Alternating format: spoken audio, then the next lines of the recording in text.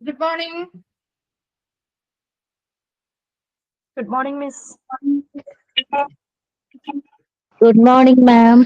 Good morning, Miss. Good morning, ma'am. Good morning, ma'am. Okay, നമ്മൾ കഴിഞ്ഞ ക്ലാസ്സിൽ എവിടെ വരെയാണ് ഡിപ്പാർട്ട്മെന്റ്സ് എടുത്തു നിർത്തിയത്?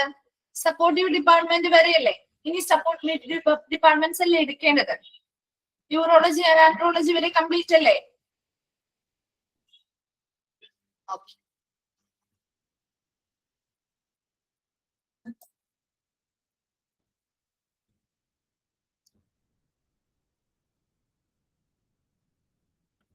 ഓക്കെ. അപ്പൊ നമ്മൾ ഇനി സപ്പോർട്ടീവ് ഡിപ്പാർട്ട്മെന്റ്സിന്റെ ഹോസ്പിറ്റൽ ആണ് നോക്കുന്നത്.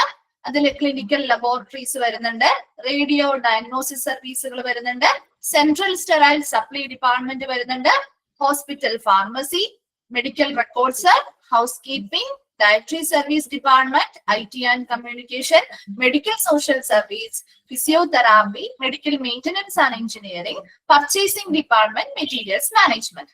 ഇത്രയുമാണ് സപ്പോർട്ടീവ് ഡിപ്പാർട്ട്മെന്റുകളുമായി ബന്ധപ്പെട്ട് നമുക്ക് പഠിക്കാനുള്ളത്.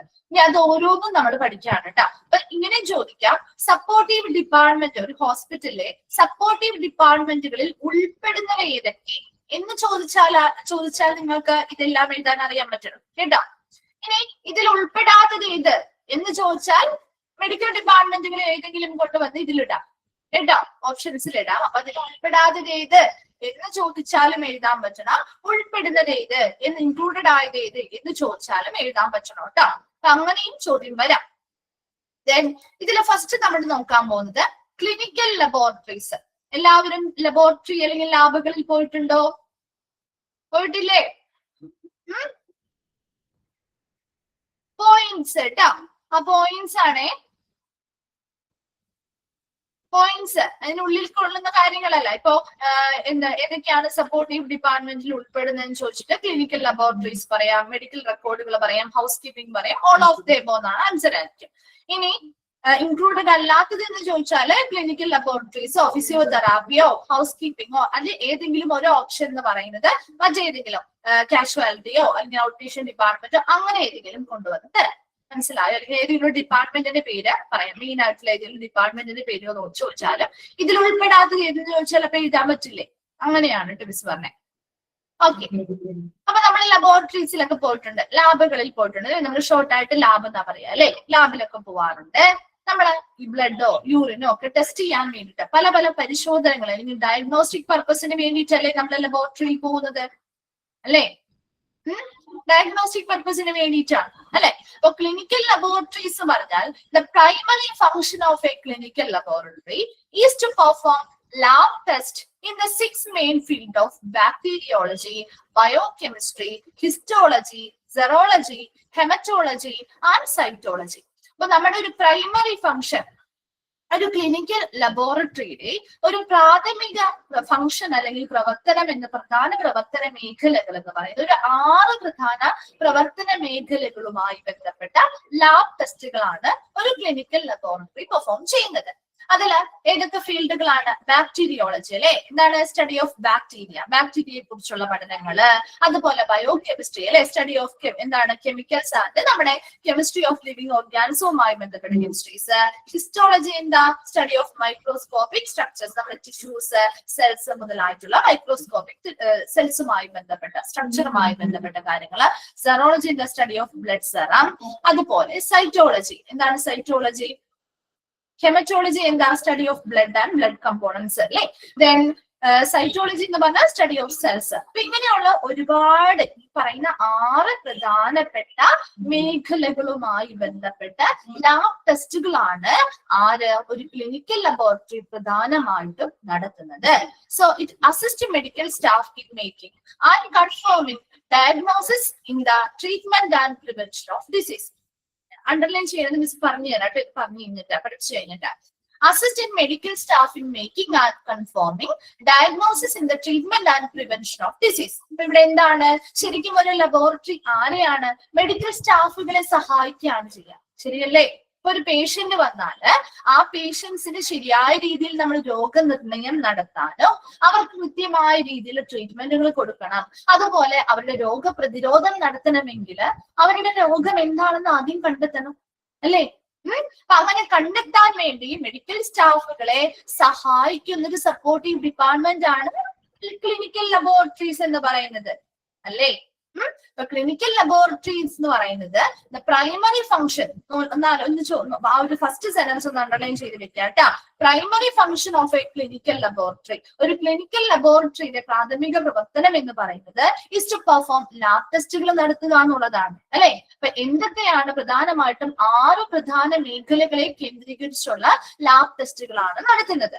അതായത് the field of bacteriology, biochemistry, histology, serology, haematology and cytology മുതലായിട്ടുള്ള 6 പ്രധാനപ്പെട്ട മേഖലകളെ കേന്ദ്രീകരിച്ചുള്ള ലാബ് ടെസ്റ്റുകൾ പെർഫോം ചെയ്യുക എന്നതാണ് ഒരു ക്ലിനിക്കൽ ലബോറട്ടറിയുടെ പ്രാഥമിക ഫംഗ്ഷൻ എന്ന് പറയുന്നത്. അതുപോലെ ഇങ്ങനെ ലാബ് ടെസ്റ്റുകൾ ചെയ്തത് കൊണ്ട് നമുക്ക് മെഡിക്കൽ സ്റ്റാഫുകളെ വരുന്ന ഓരോ പേഷ്യൻസിന്റെയും രോഗം എന്താണെന്ന് കൺഫേം ചെയ്യാൻ അല്ലെ, ആ രോഗനിർണയം ഉറപ്പുവരുത്താൻ പറ്റും. അതിലൂടെ അവർക്ക് ശരിയായിട്ടുള്ള ട്രീറ്റ്മെന്റും അവരുടെ രോഗവുമായി ബന്ധപ്പെട്ട പ്രിവെൻഷൻ, രോഗപ്രതിരോധവും ഒക്കെ നൽകുന്നതിന് വേണ്ടി മെഡിക്കൽ പ്രൊഫഷണൽസിനെ, ഈ മെഡിക്കൽ സ്റ്റാഫുകളെ സഹായിക്കുന്ന ഒരു സപ്പോർട്ടീവ് ഡിപ്പാർട്ട്മെന്റ് കൂടിയാണ് ക്ലിനിക്കൽ ലബോറട്ടറീസ് എന്ന് പറയുന്നത്. സ്ലോ ആയിട്ട് പറയണോ? സ്പീഡ് കൂടുതലാണോ? സ്പീഡ് കൂടുതലാണോ? ഓക്കെ, ശരി. ഇപ്പൊ പറഞ്ഞത് ക്ലിയർ ആണോ?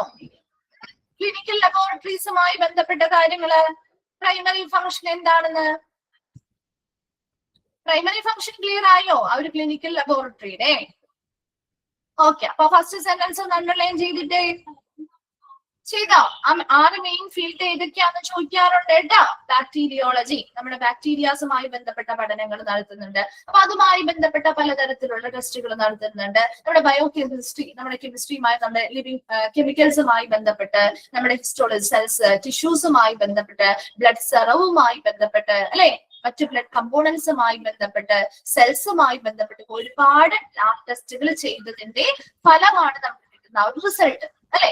അതിന്റെ സഹായത്തോടു കൂടി നമുക്ക് പേഷ്യൻസിന്റെ രോഗനിർണയം നടത്താൻ പറ്റും, കൃത്യമായിട്ടുള്ള ട്രീറ്റ്മെന്റുകൾ അവർക്ക് കൊടുക്കാൻ പറ്റും, അവരുടെ രോഗത്തെ നമുക്ക് പ്രതിരോധിക്കാനും സാധിക്കും. ഓക്കെ അല്ലേ? ക്ലിനിക്കൽ ലബോറട്ടറീസ് ക്ലിയർ ആണോ? ഓക്കെ, ശരി. നെക്സ്റ്റ് വൺ ആണ് റേഡിയോളജി. എന്താണ് ഒരു റേഡിയോളജി ഡിപ്പാർട്ട്മെന്റിന്റെ പ്രത്യേകത? റേഡിയോളജി ഡിപ്പാർട്ട്മെന്റിന് എന്തിനു വേണ്ടി തന്നെ സഹായിക്കുന്ന ഒരു ഡിപ്പാർട്ട്മെന്റാ? എന്തിനു വേണ്ടിയാണ്? ഡയഗ്നോസിസിന് വേണ്ടി അല്ലെ, രോഗനിർണയത്തിന് വേണ്ടി സഹായിക്കുന്ന ഡിപ്പാർട്ട്മെന്റ് ആണ് അല്ലെ. അതെ, എക്സ്റേ, സ്കാനിങ് മുതലായിട്ടുള്ള കാര്യങ്ങളൊക്കെ നമുക്ക് ചെയ്യാൻ പറ്റുന്ന ഒരു ഡിപ്പാർട്ട്മെന്റ് ആണ് റേഡിയോളജി ഡിപ്പാർട്ട്മെന്റ് എന്ന് പറയുന്നത്. അപ്പൊ ഇതിന്റെ ഫങ്ഷൻസ് നോക്കാം നമുക്ക്. The main function of this department is to assist the physician in the diagnosis and treatment of a patient's disease by the use of radiography, fluoroscopy, radio isotopes and high voltage acceleration. ഇവിടെ radiology എന്ന് പറയുന്ന department അതിന്റെ പ്രധാന function എന്ന് പറയുന്നത് assist the physician അല്ലെ, ഡോക്ടേഴ്സിനെ എന്തിനു സഹായിക്കുന്നു? രോഗനിർണയം നടത്താൻ സഹായിക്കുന്നു അല്ലെ. അപ്പൊ അങ്ങനെ രോഗനിർണയം നടത്തി കഴിഞ്ഞാൽ പേഷ്യൻസിന് അതിനനുസരിച്ചുള്ള ട്രീറ്റ്മെന്റുകൾ നമുക്ക് കൊടുക്കാൻ പറ്റും അല്ലെ. അതിനുവേണ്ടി ഒരു ഫിസിഷ്യനെ സഹായിക്കുന്ന ഒരു സപ്പോർട്ടീവ് ഡിപ്പാർട്ട്മെന്റ് കൂടിയാണ് റേഡിയോളജി ഡിപ്പാർട്ട്മെന്റ്. അതിൽ നമ്മൾ എന്തൊക്കെ ഈ കാര്യങ്ങളാണ് യൂസ് ചെയ്യുന്നത്? Radiography, fluoroscopy, radio isotopes and high voltage acceleration. Radiography എന്ന് പറഞ്ഞു കഴിഞ്ഞാൽ നമ്മുടെ എക്സ്റേ അതുപോലെ ഗാമ റേസ് ഒക്കെ യൂസ് ചെയ്തുകൊണ്ട് റേഡിയേഷൻ നമ്മുടെ ഇമേജുകൾ ക്രിയേറ്റ് ചെയ്യാണ് അല്ലെ. ഇന്റേണൽ സ്ട്രക്ചർ നമ്മുടെ ബോഡിയിലെ ഇന്റേണൽ സ്ട്രക്ചർ അല്ലെങ്കിൽ ഹ്യൂമൻ ബോഡിയിലെ മറ്റു ഒബ്ജക്റ്റുകളെ അല്ലെങ്കിൽ സ്ട്രക്ചേഴ്സിന്റെ ഒക്കെ നമ്മളൊരു ഇന്റേണൽ സ്ട്രക്ചർ നമ്മൾ എന്ത് ചെയ്യുന്നു? ക്രിയേറ്റ് ചെയ്യാണ് റേഡിയോഗ്രഫിയിലൂടെ. ഫ്ലൂറോസ്കോപ്പിയും ഇതുപോലെ തന്നെ നമ്മുടെ സ്ട്രക്ചർ ആണെങ്കിൽ എക്സ്റേ പോലെയുള്ള ഒരു മെത്തേഡാണ്. റിയൽ ടൈം ആയിട്ട് യഥാർത്ഥത്തിൽ റിയൽ ടൈം ആയിട്ട് ആ ഒരു പ്രൊസീജിയർ ചെയ്യുന്ന സമയത്ത് തന്നെ നമുക്ക് എന്ത് ചെയ്യാൻ പറ്റും? റിയൽ ടൈം ആയിട്ടുള്ള ഒരു മൂവിങ് ഇമേജുകള്, ഇന്റേണൽ സ്ട്രക്ചേഴ്സിന്റെ മൂവിങ് ഇമേജുകൾ കിട്ടാൻ വേണ്ടി സഹായിക്കുന്ന ഒരു മെത്തേഡാണ് ഫ്ലൂറോസ്കോപ്പി എന്ന് പറയുന്നത്. റേഡിയോ ഐസോടോപ്സ് എന്താ ഉദ്ദേശിക്കുന്നത്? നമ്മുടെ റേഡിയേഷൻ ട്രീറ്റ്മെന്റുകളും കാര്യങ്ങളൊക്കെ ചെയ്യാറുണ്ട് അല്ലെ. അതിനു വേണ്ടിയിട്ട് നമ്മുടെ ഇമേജുകൾ, ഇന്റേണൽ ആയിട്ടുള്ള ഓർഗൻസിന്റെ ഇമേജുകൾ അതുപോലെ തന്നെ കൃത്യമായിട്ട് ടാർഗറ്റ് ചെയ്ത് റേഡിയേഷൻസ് കൊടുക്കാനും ഡിസീസുകൾക്കുള്ള ട്രീറ്റ്മെന്റുകൾ കൊടുക്കാനും ഒക്കെ വേണ്ടിയിട്ട് നമ്മൾ unstable form of elements use ചെയ്യാറുണ്ട്. അങ്ങനെയുള്ള റേഡിയോ ഐസോടോപ്പുകൾ യൂസ് ചെയ്യാറുണ്ട്. അതിന് വളരെ എസെൻഷ്യൽ ആയിട്ടുള്ള ഒരു ടൂൾ കൂടിയാണ് കേട്ടോ. അതുപോലെ തന്നെ ഹൈ വോൾട്ടേജ് ആക്സിലറേഷൻ, നമ്മൾ ഹൈ വോൾട്ടേജ് പവർ സപ്ലൈ നമ്മൾ എന്ത് ചെയ്യുന്ന ഇലക്ട്രോൺസിനെ ആക്സിലറേറ്റ് ചെയ്യാൻ കൊടുത്ത് ഒരു എക്സ്റേ ട്യൂബുകളിലൂടെ നമ്മൾ പ്രൊവൈഡ് ചെയ്യുന്ന ഒരു ഹൈ വോൾട്ടേജ് ആയിട്ടുള്ള ആക്സിലറേഷൻസ് കൊടുത്തുകൊണ്ട് നമ്മൾ എന്ത് ചെയ്യുന്നു? പവർ സപ്ലൈ കൊടുത്തുകൊണ്ട് നമ്മൾ ഒരു എക്സ്റേ ട്യൂബുകളുടെ ഉള്ളിലൂടെ ഇത് കടത്തി വിടുകയും അതിലൂടെ നമ്മൾ ഇമേജുകളും കാര്യങ്ങളും നമ്മൾ എന്ത് ചെയ്യാറുണ്ട്? എടുക്കാറുണ്ട്. ഇതൊക്കെ പലതരത്തിലുള്ള യൂസ് ചെയ്യുന്ന റേഡിയോളജി ഡിപ്പാർട്ട്മെന്റിൽ യൂസ് ചെയ്യുന്ന പല ടെക്നിക്സുകളാണ് കേട്ടോ. ഈ എല്ലാ ടെക്നിക്സുകളും നമ്മൾ യൂസ് ചെയ്തുകൊണ്ട് രോഗനിർണയം നടത്തുക. അത് എന്തിനു വേണ്ടി, എങ്ങനെ രോഗനിർണയം നടത്താൻ പറ്റുക? ഇപ്പൊ എക്സ്റേയോ അല്ലെങ്കിൽ അങ്ങനെയുള്ള ഇമേജുകൾ, നമ്മുടെ ഇന്റേണൽ ആയിട്ടുള്ള സ്ട്രക്ചേഴ്സിന്റെയും ഓർഗൻസിന്റെ ഒക്കെ ഇമേജുകള്, മൂവിങ് ഇമേജുകളാവാം, റിയൽ ടൈം ഇമേജുകളാവാം, സ്റ്റിൽ ഇമേജുകളാവാം, മൂവിങ് ഇമേജുകളാവാം, അങ്ങനെയുള്ള ചിത്രങ്ങൾ എടുത്തുകൊണ്ട് നമുക്ക് രോഗനിർണയം നടത്താനായിട്ട് ഈ ഒരു മെത്തേഡിലൂടെ എന്താണ് ഇമേജിംഗ് ടെക്നോളജീസ് ആണ് കേട്ടോ. ഇവിടെ various techniques equipments are X-ray machines അല്ലെ. നമ്മുടെ എക്സ്റേ, നിങ്ങൾ റേഡിയോളജി ചാപ്റ്റർ പഠിച്ചോ? സ്റ്റാർട്ട് ചെയ്തോ? റേഡിയോളജി സർവീസ് എന്ന് പറഞ്ഞ ചാപ്റ്റർ പഠിച്ചോ? ഇല്ല. ഓക്കെ, അവിടെ ഇതെല്ലാം നിങ്ങൾ ഡീറ്റെയിൽ ആയിട്ട് പഠിക്കുന്നുണ്ട് കേട്ടോ. എക്സ്റേ, MRI, CT അതൊക്കെ നിങ്ങൾ ഡീറ്റെയിൽ ആയിട്ട് ആ ഒരു ചാപ്റ്ററിൽ പഠിക്കുന്നുണ്ട്. അപ്പൊ അതുകൊണ്ടാണ് ഇവിടെ ഡീറ്റെയിൽ ആയിട്ട് പറയാത്തത്. ഓക്കെ, അപ്പൊ എക്സ്റേ മെഷീൻ അപ്പൊ ഉടനെ തന്നെ സെക്കൻഡ് മോഡ്യൂളിലാണ് കേട്ടോ, ഉടനെ പഠിക്കുമായിരിക്കും. ഓക്കെ, നോക്കിയപ്പോ എക്സ്റേ മെഷീൻസ് ഉണ്ട്. ഇതിൽ വരുന്ന കുറെ ഡയഗ്നോസ്റ്റിക് എക്യുപ്മെന്റുകളാണ്. എക്സ്റേ മെഷീൻസ് വരുന്നുണ്ട്, CT സ്കാൻ മെഷീൻസ് വരുന്നുണ്ട്, MRI മെഷീൻസ് വരുന്നുണ്ട്, എക്കോ കാർഡിയോഗ്രാഫിന്റെ ECG മെഷീൻസ്, അൾട്രാസൗണ്ട് അല്ലെ. നമ്മൾ അൾട്രാസൗണ്ട് സ്കാനിങ് ഒക്കെ ചെയ്യാറുണ്ടല്ലോ അല്ലെ. ആ കളർ ഡോപ്ലർ ടെസ്റ്റുകൾ, നമ്മുടെ ബ്ലഡ് ഫ്ലോ എത്രത്തോളം ഉണ്ടെന്ന് അറിയാൻ വേണ്ടി, നമ്മുടെ ബോഡിയുടെ ബ്ലഡ് ഫ്ലോ കൃത്യമായിട്ട് വിഷ്വലായിട്ട് റെപ്രസെന്റ് ചെയ്യാൻ വേണ്ടിയിട്ട് കളർ ഡോപ്ലർ ടെസ്റ്റുകൾ ചെയ്യാറുണ്ട്. ഇതൊക്കെ പലതരത്തിലുള്ള ഡയഗ്നോസ്റ്റിക് എക്യുപ്മെന്റുകളാണ് ഈ ഒരു ഡിപ്പാർട്ട്മെന്റിൽ യൂസ് ചെയ്യുന്നത്. ഒരു റേഡിയോളജി ഡിപ്പാർട്ട്മെന്റും ലബോറട്ടറി, ക്ലിനിക്കൽ ലബോറട്ടറി ഡിപ്പാർട്ട്മെന്റും രണ്ടിന്റെയും പ്രധാനപ്പെട്ട ഉദ്ദേശം എന്ന് പറയുന്നത് രോഗനിർണയം നടത്തുക.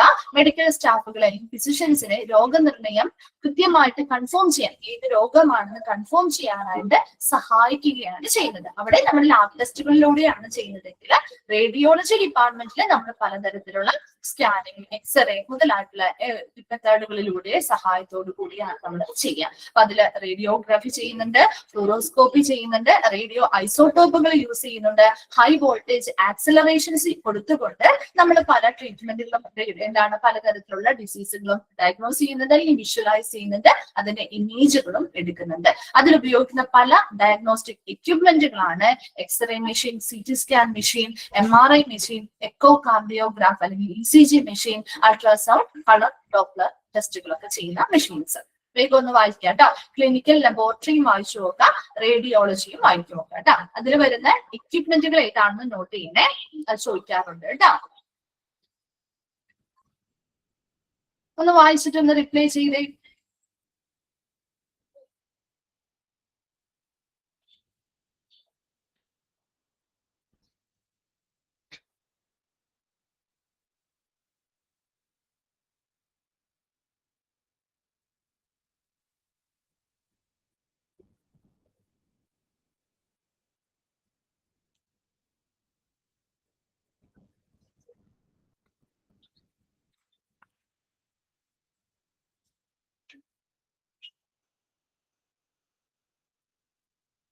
സെറോളജി സ്റ്റഡി ഓഫ് നമ്മുടെ ബ്ലഡിന്റെ ബ്ലഡ് സെറത്തിനെ കുറിച്ചുള്ള പഠനമാണ് കേട്ടോ. ആന്റിബോഡീസ്, മറ്റ് ബ്ലഡിലെ മറ്റ് സബ്സ്റ്റൻസുകൾ പ്രസന്റ് ആവുന്നതുമായി ബന്ധപ്പെട്ട് കൂടുതൽ പഠനങ്ങൾ നടത്തും. ക്ലിയർ ആണോ? കംപ്ലീറ്റ് ആയോ വായിച്ച? എല്ലാവരുടെയും കഴിഞ്ഞോ?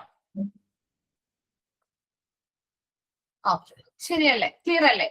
ഓക്കെ, നെക്സ്റ്റ് തേർഡ് വണ്ണിലേക്ക് പോവാണ്. സെൻട്രൽ സ്റ്റെറൈൽ സപ്ലൈ ഡിപ്പാർട്ട്മെന്റ് അല്ലെങ്കിൽ CSST, അതിന്റെ എക്സ്പാൻഡ് ഫോം ചോദിക്കാറുണ്ട് കേട്ടോ. ഇത് നിങ്ങൾക്ക് ഓരോ ചാപ്റ്റേഴ്സ് ആയിട്ട് പഠിക്കാനുണ്ട്.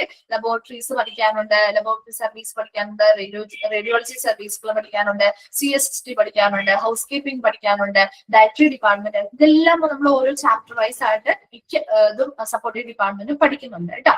ഇപ്പൊ സെൻട്രൽ സ്റ്റെറൈൽ സപ്ലൈ ഡിപ്പാർട്ട്മെന്റിന്റെ CSST അതിന്റെ എക്സ്പാൻഡ് ഫോം നിർബന്ധമായിട്ട് പഠിച്ചു വയ്ക്കാം. ഈ ചാപ്റ്ററുമായി ബന്ധപ്പെട്ട് ചോദിക്കാം, അല്ലെങ്കിൽ ആ CSST എന്ന് പറയുന്ന ചാപ്റ്ററുമായി ബന്ധപ്പെട്ട് ചോദിക്കാം കേട്ടോ. Then this department is in charge of keeping all the instruments used in the hospital clean and sterilized to avoid spreading of infections throughout the hospital. ഈ ഒരു CSST ഡിപ്പാർട്ട്മെന്റ് എന്ന് പറഞ്ഞാൽ നമ്മുടെ ഹോസ്പിറ്റലിൽ ഉപയോഗിക്കുന്ന എല്ലാ ഇൻസ്ട്രുമെന്റ്സും വളരെ വ്യക്തമായി, വളരെ വൃത്തിയായി ക്ലീൻ ചെയ്യുന്നു, അത് സ്റ്റെറിലൈസ് ചെയ്യുന്നു, അണുവിമുക്തമാക്കുകയും അതിലൂടെ ഹോസ്പിറ്റലിലെ ഉണ്ടാവുന്ന ഇൻഫെക്ഷൻസ് പകരുന്നതിനെ തടയുകയും ചെയ്യുന്ന ഒരു ഡിപ്പാർട്ട്മെന്റ് ആണ് CSST അല്ലെങ്കിൽ സെൻട്രൽ സ്റ്റെറൈൽ സപ്ലൈ ഡിപ്പാർട്ട്മെന്റ് എന്ന് പറയുന്നത്. അപ്പൊ അതിന് വേണ്ടിയിട്ട് പ്രത്യേകമായിട്ടുള്ള മെഷീനറീസും കാര്യങ്ങളും പ്രൊസീജിയേഴ്സും ഒക്കെ ഫോളോ ചെയ്തുകൊണ്ടാണ് കേട്ടോ ഓരോ ഉപകരണങ്ങളും നമ്മൾ സ്റ്റെറിലൈസ് ചെയ്യുന്നത് അല്ലെങ്കിൽ അണുവിമുക്തമാക്കുന്നത്. They follow a strict procedure for sterilizing medical and surgical instruments. Medical പരമായിട്ടുള്ള സർജിക്കൽ പരമായിട്ടുള്ള എല്ലാ ഇൻസ്ട്രുമെന്റ്സും സ്റ്റെറിലൈസ് ചെയ്യാൻ അല്ലെങ്കിൽ അണുവിമുക്തമാക്കാൻ വേണ്ടിയിട്ട് വളരെ സ്ട്രിക്റ്റ് ആയിട്ടുള്ള, വളരെ കർശനമായിട്ടുള്ള പ്രൊസീജിയേഴ്സ് ഉപയോഗിച്ചുകൊണ്ട് തന്നെയാണ് നമ്മൾ ചെയ്യുക. അതിലൂടെ നമുക്ക് എന്ത് ചെയ്യാം? അപ്പൊ യൂസ് ചെയ്ത ഉപകരണങ്ങളാണ്, ഇപ്പൊ നമ്മൾ ഒരു പേഷ്യന്റിന് യൂസ് ചെയ്ത ഉപകരണമാണെങ്കിൽ നമ്മളത് എന്ത് ചെയ്യുന്നു? അണുവിമുക്തമാക്കിയതിനു ശേഷമായിരിക്കും അടുത്തൊരു പേഷ്യന്റിലേക്ക് ഉപയോഗിക്കുക. അപ്പൊ അതിലൂടെ നമുക്ക് എന്ത് വരുത്താൻ പറ്റും? അവിടെ ആ ഒരു ഇൻഫെക്ഷൻസോ കാര്യങ്ങളോ പകരുന്നതിനെ നമുക്ക് തടയാനും, ഒരുപാട് ഹോസ്പിറ്റൽ അക്യൂട്ട് ഇൻഫെക്ഷൻസ് പോലെയുള്ള ഇൻഫെക്ഷൻസ് ഒരുപാട് നമുക്ക് കുറയ്ക്കാനും സാധിക്കുന്നുണ്ട്. അപ്പൊ അതിനു വേണ്ടിയിട്ട് സഹായിക്കുന്ന ഒരു ഡിപ്പാർട്ട്മെന്റ് ആണ് സെൻട്രൽ സ്റ്റെറൈൽ സപ്ലൈ ഡിപ്പാർട്ട്മെന്റ് അല്ലെങ്കിൽ CSST എന്ന് പറയുന്നത്. എല്ലാ തരത്തിലും ഹോസ്പിറ്റലിൽ ഉപയോഗിക്കുന്ന മെഡിക്കൽ പരമായിട്ട് ഉപയോഗിക്കുന്നതായിക്കോട്ടെ, സർജിക്കൽ പരമായിട്ട് ഉപയോഗിക്കുന്നതായിക്കോട്ടെ, എല്ലാ ഉപകരണങ്ങളും നമ്മൾ ഈ ഒരു ഡിപ്പാർട്ട്മെന്റിലേക്ക് എത്തിക്കുകയും ആ ഡിപ്പാർട്ട്മെന്റിൽ വെച്ച് അത് വൃത്തിയാക്കുകയും അത് അണുവിമുക്തമാക്കിയതിനു ശേഷമായിരിക്കും പിന്നീട് നമ്മളത് റീയൂസ് ചെയ്യാനായിട്ട് കൊണ്ടുപോകുന്നത്. ക്ലിയർ ആണോ? Central sterile supply department CSST മനസ്സിലായോ? ഓക്കെ, നെക്സ്റ്റ് വൺ ആണ് ഹൗസ് കീപ്പിംഗ് ഡിപ്പാർട്ട്മെന്റ് അല്ലെങ്കിൽ ഹൗസ് കീപ്പിംഗ് സർവീസുകൾ. എന്തിനു വേണ്ടിയാ house keeping? House keeping department എന്തിനു വേണ്ടിയിട്ടാ? ക്ലീനിങ് പർപ്പസിന് വേണ്ടിയിട്ട് അല്ലെ? അതെ, ക്ലീനിങ് പർപ്പസിന് വേണ്ടി. അപ്പൊ നോക്കിയേ, this department takes the charge of keeping the hospital clean and NEET. ഈ ഒരു ഡിപ്പാർട്ട്മെന്റ് എന്താണ്?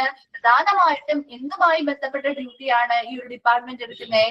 Take the charge of keeping the hospital clean and NEET. Hospital വളരെ വൃത്തിയുള്ളതും വളരെ നീറ്റ് ആൻഡ് ക്ലീൻ ആയിട്ട് അല്ലെ, വളരെ വൃത്തിയുള്ളതും ശുചിത്വപൂർണവുമായിട്ടൊക്കെ നിലനിർത്തുന്നതിന് വേണ്ടിയിട്ട് സഹായിക്കുന്ന ഒരു ഡിപ്പാർട്ട്മെന്റ് ആണ്, അല്ലെങ്കിൽ അതുമായി ബന്ധപ്പെട്ട കടമകൾ നിർവഹിക്കുന്ന ഒരു ഡിപ്പാർട്ട്മെന്റ് ആണ് ഹൗസ് കീപ്പിംഗ് ഡിപ്പാർട്ട്മെന്റ് എന്ന് പറയുന്നത്. And it involves doing the laundry and cleaning all the rooms of the hospital and effectively disposing of medical waste according to strict hospital disposal procedures. നിങ്ങൾ കണ്ടു കാണും, ഹൗസ് കീപ്പിംഗ് ഡിപ്പാർട്ട്മെന്റിലുള്ള സ്റ്റാഫുകള് നമ്മൾ എന്ത് ചെയ്യാറുണ്ട്? ലോണ്ടറീസ് അല്ലെ, തുണിത്തരങ്ങളെയാണ് laundry എന്ന് പറയുന്നത്. നമ്മുടെ അലക്ക് ശാലകളൊക്കെയാണ് ലോണ്ടറി ഏരിയാസ് എന്ന് പറയുന്നത്. അതിന് ലോണ്ടറി ആൻഡ് ലീനൻ സർവീസ് എന്ന് പറഞ്ഞൊരു ചാപ്റ്റർ നിങ്ങൾക്ക് പഠിക്കാനുണ്ട്. 4th മൊഡ്യൂളിലാക്കും ലോണ്ടറി ആൻഡ് ലീനൻ എന്ന് പറഞ്ഞൊരു ചാപ്റ്റർ പഠിക്കാനുണ്ട്. അപ്പൊ അതിൽ നമ്മൾ ഡീറ്റെയിൽ ആയിട്ട് പഠിക്കുന്നുണ്ട്. അപ്പൊ അതിന് വേറെ സെപ്പറേറ്റ് ഒരു ഡിപ്പാർട്ട്മെന്റ് ആയിട്ട് തന്നെ നമ്മളത് കൺസിഡർ ചെയ്യാം. പക്ഷെ ചില ഹോസ്പിറ്റലിൽ ഹൗസ് കീപ്പിംഗ് സ്റ്റാഫുകൾ തന്നെയാണ് ആ ലോണ്ടറീസ് അല്ലെങ്കിൽ അതുമായി ബന്ധപ്പെട്ട തുണിത്തരങ്ങൾ കളക്ട് ചെയ്യുന്നതും അവിടെയുള്ള അതൊക്കെ വൃത്തിയാക്കുന്നതും ഒക്കെ ഹൗസ് കീപ്പിംഗ് സർവീസുകളിലുള്ള സ്റ്റാഫുകൾ തന്നെയായിരിക്കും. കുറച്ചും കൂടി വലിയ ഹോസ്പിറ്റലാകുമ്പോൾ അതിന് പ്രത്യേകമായിട്ടുള്ള ഡിപ്പാർട്ട്മെന്റുകളോ അല്ലെങ്കിൽ പുറത്ത് എവിടെയെങ്കിലും ഒക്കെ ഔട്ട്സോഴ്സിംഗ് ആയിട്ട് പുറത്തെവിടെയെങ്കിലും ഏജൻസികളെ ഏൽപ്പിച്ചോ ചെയ്യാറുണ്ട്. അതുപോലെ തന്നെ cleaning all the rooms of the hospital. അല്ലേ, എല്ലാ ദിവസവും ഹോസ്പിറ്റലിൽ എല്ലാ റൂമുകളും വൃത്തിയാക്കാറില്ലേ? നമ്മൾ അഡ്മിറ്റ് ആയിട്ടൊക്കെ ഉണ്ടെങ്കിൽ നമ്മൾ കണ്ടിട്ടുണ്ട് അല്ലെ, എല്ലാ ദിവസവും ഹൗസ് കീപ്പിംഗ് സ്റ്റാഫുകൾ വന്ന് വൃത്തിയാക്കും, കണ്ടിട്ടില്ലേ? അതുപോലെ തന്നെ അവിടെയുള്ള എല്ലാ വേസ്റ്റസും അവരല്ലേ എടുത്തോണ്ട് പോകുന്നേ അല്ലെ? ഹോസ്പിറ്റലിൽ അല്ലെങ്കിൽ നമ്മുടെ റൂമുകളിലെ ആണെങ്കിലും ഒക്കെ വേസ്റ്റുകള് എല്ലാ ദിവസവും കൃത്യമായിട്ട് മെഡിക്കൽ വേസ്റ്റസ് എന്ത് ചെയ്യുന്നു, വളരെ എഫക്റ്റീവ് ആയിട്ട് അത് കളക്ട് ചെയ്ത് കൊണ്ടുപോവുകയും ഹോസ്പിറ്റലിൽ പറയുന്ന സ്ട്രിക്റ്റ് ആയിട്ടുള്ള ഡിസ്പോസൽ പ്രൊസീജിയേഴ്സ്, അത് നിർമ്മാർജ്ജനം ചെയ്യുന്ന കുറെ റൂൾസ് ആൻഡ് റെഗുലേഷൻസ് ഒക്കെ ഉണ്ട് കേട്ടോ. അത് അങ്ങനെ ശരിയായ രീതിയിൽ ഡിസ്പോസ് ചെയ്യാനേ പാടുള്ളൂ. അപ്പൊ ആ നിയമങ്ങളും നിയന്ത്രണങ്ങളും ഒക്കെ നമ്മൾ പഠിക്കുന്നുണ്ട്. അപ്പൊ അങ്ങനെയുള്ള നിയമങ്ങളും നിയന്ത്രണങ്ങളും ഒക്കെ പാലിച്ചുകൊണ്ട് അത് ശരിയായ രീതിയിൽ നിർമ്മാർജ്ജനം, ഈ വേസ്റ്റുകളൊക്കെ നിർമ്മാർജ്ജനം ചെയ്യാനുമുള്ള ഒരു ഉത്തരവാദിത്വം ആർക്കാണ്? ഹൗസ് കീപ്പിംഗ് ഡിപ്പാർട്ട്മെന്റിനാണ്. ഒരു ഹൗസ് കീപ്പിംഗ് ഡിപ്പാർട്ട്മെന്റ് എന്തിനുള്ള കടമ അല്ലെങ്കിൽ എന്ത് ചുമതലയാണ് എടുക്കുന്നത്? ഹോസ്പിറ്റൽ വളരെ നീറ്റ് ആൻഡ് ക്ലീൻ ആയിട്ട് സൂക്ഷിക്കുന്നതിന് വേണ്ടി, ആ ഹോസ്പിറ്റൽ വളരെ വൃത്തിയുള്ളതാക്കി കൊണ്ട് നടക്കുന്നതിന് വേണ്ടിയിട്ട് സഹായിക്കുന്ന ഒരു ഡിപ്പാർട്ട്മെന്റ് ആണ് ഹൗസ് കീപ്പിംഗ് ഡിപ്പാർട്ട്മെന്റ് എന്ന് പറയുന്നത്. അവിടെ ലോണ്ട്രീസ്, തുണിത്തരങ്ങൾ മാറ്റുന്നുണ്ട്, റൂമുകൾ എല്ലാ ദിവസവും വളരെ വൃത്തിയായിട്ട്, ഹോസ്പിറ്റൽ റൂമുകൾ മാത്രമല്ല കേട്ടോ, ഹോസ്പിറ്റലിൽ തന്നെ എല്ലാ ദിവസവും വളരെ വൃത്തിയായിട്ട് സൂക്ഷിക്കുന്നുണ്ട്. അതുപോലെ അവിടെയുള്ള എല്ലാ ഹോസ്പിറ്റലിലെ എല്ലാ മെഡിക്കൽ വേസ്റ്റസും കൃത്യമായ രീതിയിൽ നിർമ്മാർജ്ജനം ചെയ്യുന്നതിന് വേണ്ടി ഹോസ്പിറ്റൽ പാലിക്കേണ്ട സ്ട്രിക്റ്റ് ആയിട്ടുള്ള റൂൾസ് ആൻഡ് റെഗുലേഷൻസ്, ഡിസ്പോസിംഗുമായി ബന്ധപ്പെട്ട പ്രൊസീജിയേഴ്സ് കൃത്യമായി പാലിച്ചുകൊണ്ട് ഈ വേസ്റ്റസ് നിർമ്മാർജ്ജനം ചെയ്യാനും സഹായിക്കുന്ന ഒരു ഡിപ്പാർട്ട്മെന്റ് ആണ് ഹൗസ് കീപ്പിംഗ് ഡിപ്പാർട്ട്മെന്റ്. വേഗം ആ CSSTയും ഹൗസ് കീപ്പിംഗും വേഗം വായിച്ചു നോക്കാം കേട്ടോ.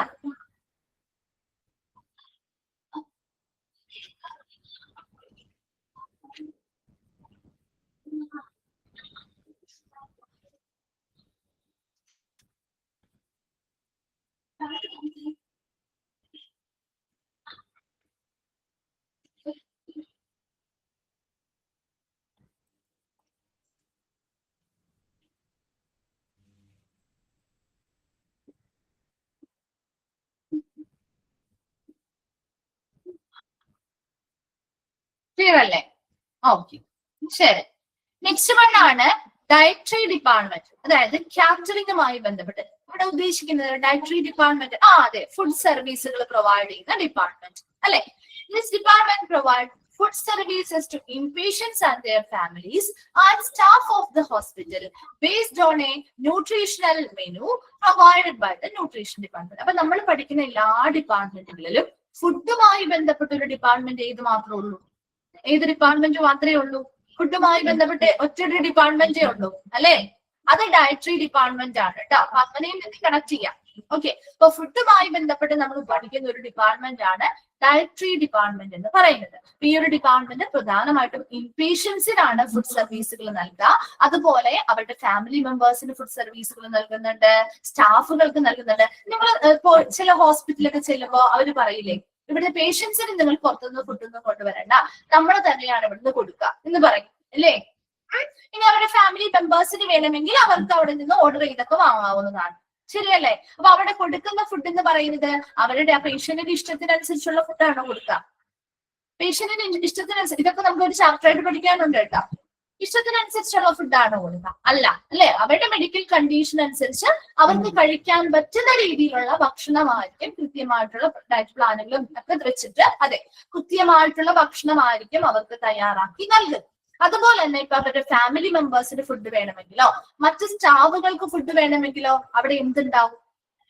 എന്താ ഉണ്ടാവുക? ഹോസ്പിറ്റലില് ഉണ്ടാവുന്ന എന്താ? നമ്മൾ വേറെ എവിടെയാ പോയി കഴിക്കാറ്? ഫുഡ് സർവീസ് ഉണ്ടോ? ഉണ്ട് അല്ലെ? ക്യാൻറ്റീൻസ് ഉണ്ട് അല്ലെ? സ്റ്റാഫ് ക്യാൻറ്റീനുകളുണ്ട്. അപ്പൊ അത്തരം കാര്യങ്ങളൊക്കെ ഈ ഒരു ഡിപ്പാർട്ട്മെന്റിന്റെ കീഴിലാട്ടോ വരുന്നത്. അപ്പോ ഈ ഒരു ഹോസ്പിറ്റലിൽ ഇൻപേഷ്യൻസിനുള്ള ഫുഡുകൾ കൊടുക്കുന്നുണ്ട്. ഇപ്പൊ അവിടെ ഫാമിലീസിനാണെങ്കിലും സ്റ്റാഫുകൾക്കാണെങ്കിലും ഒക്കെ based on nutritional menu, nutritional department provide ചെയ്യുന്ന ന്യൂട്രീഷണൽ മെനു അനുസരിച്ച് കൃത്യമായിട്ടുള്ള ഭക്ഷണം അല്ലെങ്കിൽ ഫുഡ് സർവീസുകൾ പ്രൊവൈഡ് ചെയ്യുന്ന ഒരു ഡിപ്പാർട്ട്മെന്റ് ആണ് ഡയറ്ററി ഡിപ്പാർട്ട്മെന്റ് എന്ന് പറയുന്നത്. Then പറയുന്നത് dietitian is a member of a health team and work closely with nursing services personnel in meeting the patient's nutritional needs and in teaching. അപ്പോ ഇവിടെ എല്ലാ ഇപ്പൊ ഈ ഒരു ഡയറ്ററി ഡിപ്പാർട്ട്മെന്റുമായി ബന്ധപ്പെട്ടും ഡയറ്റീഷ്യൻസ് ഉണ്ട് അല്ലെ. ഡയറ്റീഷ്യൻസ് ആണ് ഓരോ പേഷ്യൻസിന്റെയും മെഡിക്കൽ കണ്ടീഷൻ മനസ്സിലാക്കുന്നതും അവർക്ക് ഏതൊക്കെ രീതിയിലുള്ള ന്യൂട്രീഷണൽ വാല്യൂ ഉള്ള ഏതൊക്കെ ഫുഡുകൾ അവരുടെ മെനുവിൽ ഉൾപ്പെടുത്തണം, ഏതൊക്കെ കാര്യങ്ങളാണ്, ഏതൊക്കെ ഫുഡ് ഐറ്റംസ് ആണ് അവരുടെ എല്ലാ ദിവസത്തെയും റെസിപ്പീസ്, ഏതൊക്കെ കാര്യങ്ങളാണ് ഉൾപ്പെടുത്തേണ്ടത്, അവരുടെ ന്യൂട്രീഷണൽ വാല്യൂ അല്ലെങ്കിൽ ആ ഒരു കലോറിക് വാല്യൂ ഒക്കെ നോക്കിയിട്ട് അവർക്ക് ആവശ്യമായ ഡയറ്റ് പ്ലാനുകളൊക്കെ തയ്യാറാക്കി നൽകുന്നത് ഡയറ്റീഷ്യൻസ് ആണ്. ഹെൽത്ത് ടീമിന്റെ നമ്മുടെ ആരോഗ്യ പ്രവർത്തനങ്ങൾ നടത്തുന്ന ഒരു ടീമിലെ അംഗം തന്നെയാണ് ഡയറ്റീഷ്യൻസ് എന്ന് പറയുന്നത്. അവരെ ഈ പേഷ്യൻസിനെ നോക്കുന്ന നഴ്സിംഗ് ജീവനക്കാരുമായിട്ട്, നഴ്സിംഗ് സ്റ്റാഫുകളുമായിട്ടൊക്കെ കൃത്യമായിട്ട് ഇടപെടൽ നടത്തുകയും അതിലൂടെ പേഷ്യൻസിന്റെ ന്യൂട്രീഷണൽ ആവശ്യകതകൾ മനസ്സിലാക്കുകയും അതിനനുസരിച്ച് അവർക്കുള്ള ഡയറ്റ് പ്ലാനുകൾ തയ്യാറാക്കി നൽകുന്നു. ആവശ്യമായ രീതിയിൽ അവർക്ക് കൗൺസിലിങ്ങുകൾ, മറ്റ് അവയർനെസ് ക്ലാസ്സുകളൊക്കെ പ്രൊവൈഡ് ചെയ്യുന്നത് ഒരു ഡയറ്റീഷ്യന്റെ ചുമതലയാണ്. Then he or she is responsible for the ordering of supplies and the supervision of all the staff engaged in the preparation and delivery of food. അപ്പൊ ആ ഒരു ഡയറ്ററി ഡിപ്പാർട്ട്മെന്റിലേക്ക് വേണ്ടതായിട്ടുള്ള എല്ലാ സാധനങ്ങളും കൃത്യമായിട്ട് ഓർഡർ ചെയ്യേണ്ടതും അത് വരുത്തേണ്ടതും ഒക്കെ ആരുടെ ഡ്യൂട്ടിയാണ്? ഒരു ഡയറ്റീഷ്യന്റെ ഡ്യൂട്ടിയാണ്. അപ്പൊ ഒരു ഡയറ്റീഷ്യനാണല്ലോ ഡയറ്റ് പ്ലാനുകളൊക്കെ തയ്യാറാക്കി നൽകുന്നത്. അപ്പൊ ആ പ്ലാനുകളുമായി ബന്ധപ്പെട്ട് ഓരോ ദിവസവും എന്തൊക്കെ മെനൂസ് ആണ് അല്ലെങ്കിൽ എന്തൊക്കെ റെസിപ്പീസ് ആണോ ഉണ്ടാക്കേണ്ടത്, അതുമായി ബന്ധപ്പെട്ട സാധനങ്ങൾ ഓർഡർ ചെയ്യേണ്ടതും കൃത്യമായിട്ട് അത് വിതരണം ചെയ്യേണ്ടതും, അതുപോലെ അത് കൃത്യമായി അതിന്റെ പ്രിപ്പറേഷൻ, അത് തയ്യാറാക്കുമ്പോൾ കൃത്യമായ സൂപ്പർവിഷൻ വേണം. അതുപോലെ അത് വിതരണം ചെയ്യുന്ന സമയത്തും കൃത്യമായ മേൽനോട്ടങ്ങൾ വഹിക്കേണ്ടതും ആരുടെ ഡ്യൂട്ടി തന്നെയാണ്? ഈ ഒരു ഡയറ്റീഷ്യന്റെ റെസ്പോൺസിബിലിറ്റി തന്നെയാണ്. അപ്പൊ ഡയറ്ററി ഡിപ്പാർട്ട്മെന്റ് എന്ന് പറഞ്ഞാല് എന്ത് വേണ്ടിയ ഫുഡ് സർവീസസ് പ്രൊവൈഡ് ചെയ്യുന്ന പേഷ്യൻസിന്, ഫാമിലീസിന്, അതുപോലെ തന്നെ അവിടുത്തെ സ്റ്റാഫുകൾക്കും ഒക്കെ എന്താണ് ന്യൂട്രീഷണൽ മെനു അനുസരിച്ച്, ന്യൂട്രീഷണൽ ഡിപ്പാർട്ട്മെന്റ് പ്രൊവൈഡ് ചെയ്യുന്ന ന്യൂട്രീഷണൽ മെനു അനുസരിച്ച് ഫുഡ് സർവീസുകൾ പ്രൊവൈഡ് ചെയ്യുന്ന ഒരു ഡിപ്പാർട്ട്മെന്റ് ആണ് ഡയറ്ററി ഡിപ്പാർട്ട്മെന്റ് എന്ന് പറയുന്നത്.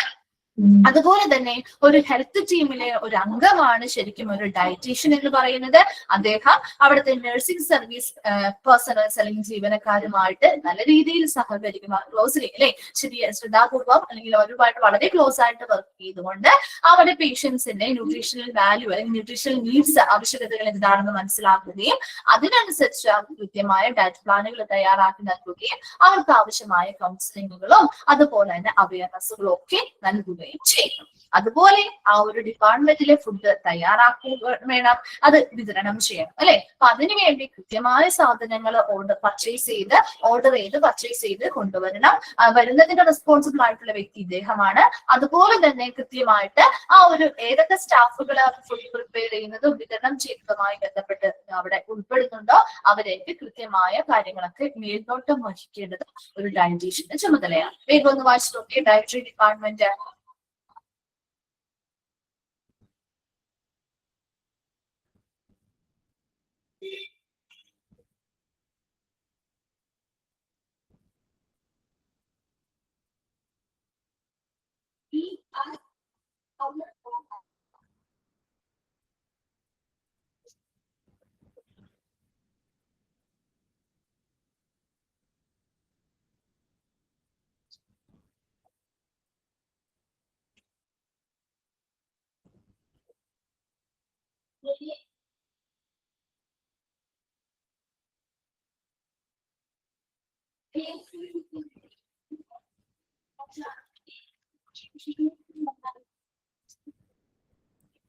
ാണോ? ഓക്കെ അല്ലേ? ഓക്കെ, ശരി. നെക്സ്റ്റ് വൺ ആണ് medical social work. Medical social work എന്ന് പറഞ്ഞാൽ this department man with medical social workers help patients and their families deal with a broad range of psychosocial issues and stresses relating to coping with illness and maintaining health. അതായത് ഇപ്പൊ അവരുടെ രോഗവുമായി ബന്ധപ്പെട്ടോ അല്ലെങ്കിൽ അവർക്ക് health maintain ചെയ്യുന്നതുമായി ബന്ധപ്പെട്ടോ അവർ face ചെയ്യുന്ന, അതായത് patients ഒക്കെ face ചെയ്യുന്ന, അവരുടെ ഫാമിലീസ് ഒക്കെ ഫേസ് ചെയ്യുന്ന ഒരുപാട് മാനസികപരമായിട്ടുള്ള കുറെ പ്രശ്നങ്ങൾ ഉണ്ടാവാം അല്ലെ. അവർക്ക് ഒരുപാട് സമ്മർദ്ദങ്ങൾ ഉണ്ടാവാം, ശരിയല്ലേ? ചിലപ്പോ നമുക്ക് രോഗം വന്നതുമായി ബന്ധപ്പെട്ട് ചില ആളുകൾക്ക് ഇപ്പൊ എന്തെങ്കിലുമൊക്കെ ഒരു അസുഖങ്ങളോ രോഗങ്ങളോ വന്നാൽ അവര് മാനസികമായിട്ട് ഭയങ്കരമായിട്ട് തളർന്നു അല്ലേ. അതല്ല എങ്കിൽ ചിലപ്പോ അവർക്ക് ആ ഒരു ട്രീറ്റ്മെന്റുമായി ബന്ധപ്പെട്ട പൈസ അല്ലെങ്കിൽ ഫിനാൻഷ്യൽ പരമായിട്ടുള്ള കാര്യങ്ങൾ നേരിടാനായിട്ട്, അല്ലെങ്കിൽ ചിലപ്പോൾ അവരുടെ ആവശ്യമായ പണമില്ലാത്തത് കൊണ്ട്, അല്ലെങ്കിൽ ആ സർവീസുകളിലേക്കുള്ള പ്രവേശനം കിട്ടാതെ വരുന്നത് കൊണ്ടുള്ള പ്രശ്നങ്ങൾ ഉണ്ടാവും, സമ്മർദ്ദങ്ങൾ ഉണ്ടാവും. ശരിയല്ലേ? എല്ലാവരുടെയും കണ്ടീഷൻ ഒരുപോലെയല്ല അല്ലെ. അപ്പൊ പലർക്കും അങ്ങനെയുള്ള പല സിറ്റുവേഷൻസ് കടന്നു പോകുന്നവരുണ്ടാവും. അപ്പൊ അത്തരത്തിലുള്ള പേഷ്യൻസിന് സഹായങ്ങൾ നൽകാൻ, അല്ലെങ്കിൽ സപ്പോർട്ട്, അല്ലെങ്കിൽ ഒരു ഹെൽപ്പ് നൽകുന്നതിന് വേണ്ടിയിട്ടുള്ള മെഡിക്കൽ സോഷ്യൽ വർക്കേഴ്സ് ഉൾപ്പെടുന്ന ഒരു ഡിപ്പാർട്ട്മെന്റ് ആണ് മെഡിക്കൽ സോഷ്യൽ വർക്ക് ഡിപ്പാർട്ട്മെന്റ് എന്ന് പറയുന്നത്. ഇവിടെ ഇവരെന്താണ് ചെയ്യാന്ന് വെച്ചാൽ address the challenges family face. ആ ഫാമിലി ഫേസ് ചെയ്യുന്ന പ്രശ്നം എന്താണെന്ന് കൃത്യമായിട്ട് മനസ്സിലാക്കും. അവരോട് നിങ്ങൾ കണ്ടിട്ടുണ്ടാവും, സോഷ്യൽ വർക്കേഴ്സ് നമ്മുടെ അടുത്ത് വരാറില്ലേ?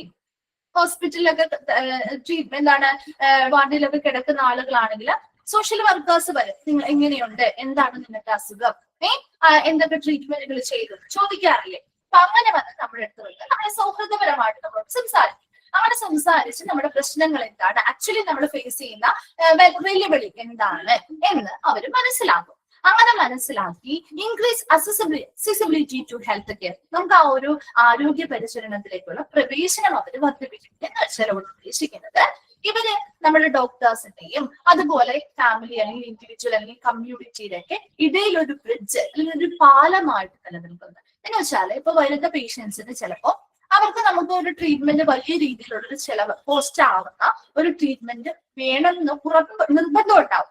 അപ്പൊ അങ്ങനെ ചെയ്താൽ മാത്രമേ അവർക്ക് ചിലപ്പോൾ റിക്കവർ ആവാൻ പറ്റുള്ളൂ. പക്ഷെ ചില ആളുകൾക്ക്, അല്ലെങ്കിൽ മിക്കവാറും ഒരു ആവറേജ് ആയിട്ടുള്ള ആളുകൾക്കൊന്നും ചിലപ്പോൾ ആ ഒരു കോസ്റ്റ് അഫോർഡബിൾ ആയിരിക്കില്ല, താങ്ങാൻ പറ്റാത്തവർ അല്ലെ. അത്തരം സന്ദർഭങ്ങളില് ഒരുപാട് ആളുകൾക്ക് സഹായങ്ങൾ കിട്ടാറുണ്ട്. ശരിയല്ലേ? ഒരുപാട് സംഘടനകളും ചാരിറ്റബിൾ ട്രസ്റ്റുകളും ഒക്കെ ഇതിനു വേണ്ടി പ്രവർത്തിക്കുന്നുണ്ട് ഇല്ലേ? അവർക്ക് ഒരുപാട് സഹായങ്ങള് ഇങ്ങനെയുള്ള പേഷ്യൻസിന് നൽകാറുണ്ട്, ചെയ്യാറില്ലേ? അപ്പൊ അത്തരം ആളുകളുമായിട്ട് കോണ്ടാക്റ്റുകൾ കിട്ടണമെങ്കിൽ, അതായത് ഒരു പേഷ്യന്റിന് ചിലപ്പോൾ പല ആളുകളെയും അറിയില്ലായിരിക്കും. അപ്പൊ അത്തരം ആളുകളുമായിട്ട് ഇവരെ കോണ്ടാക്ട് ചെയ്യിപ്പിച്ച് ഇവരുടെ വിവരങ്ങൾ കൈമാറി ഇവർക്ക് ആവശ്യമായിട്ടുള്ള സഹായങ്ങൾ ചെയ്തു കൊടുക്കുന്നത് ഈ ഒരു ഡിപ്പാർട്ട്മെന്റിലെ ഈ സോഷ്യൽ വർക്കേഴ്സ് ഒക്കെ മുഖേനയാണ്. അപ്പൊ അവരെന്ത് ചെയ്യും, ഇവരുടെ പ്രശ്നങ്ങൾ എന്താണെന്ന് വ്യക്തമായിട്ട് മനസ്സിലാക്കി ഇങ്ങനെയുള്ള ഓർഗനൈസേഷൻസോ കാര്യങ്ങളോ ഒക്കെ ഉണ്ടെങ്കിൽ, ട്രസ്റ്റുകളോ കാര്യങ്ങളോ അവരോട് ഇവരുടെ വിവരം അറിയിക്കുകയും ഇവരെ മുഖേന അവരുമായിട്ടൊരു കോണ്ടാക്റ്റുകളിൽ ഏർപ്പെടുത്തുകയും ഇവരുടെ കാര്യങ്ങൾ വഴി ഇവരുടെ കാര്യങ്ങളൊക്കെ ഓക്കെയാണ്, ശരിയാണെന്ന് അവർക്ക് ബോധ്യമായ അവരെന്ത് ചെയ്യും, സഹായങ്ങൾ ചെയ്യും അല്ലെ. അങ്ങനെ സഹായങ്ങൾ ചെയ്യുമ്പോൾ ഇവർക്ക് ഈ ഒരു ആരോഗ്യപരമായിട്ടുള്ള ആ ഒരു പരിചരണത്തിലേക്കുള്ള ഒരു പ്രവേശനം വർദ്ധിപ്പിക്കുകയല്ലേ ചെയ്യുന്നത്. അപ്പൊ അവർക്ക് ആ ഒരു ട്രീറ്റ്മെന്റ് എടുക്കാം. ശരിയല്ലേ? അപ്പൊ അവരുടെ ആ ഒരു സ്ട്രെസ്സും അതുപോലെയുള്ള ആ ഒരു മാനസികപരമായിട്ടുള്ള ഒരു സമ്മർദ്ദങ്ങളും പ്രശ്നങ്ങളും ഒരു പരിധിവരെ കുറയ്ക്കാൻ സഹായിക്കുന്നില്ലേ? ഉണ്ടോ?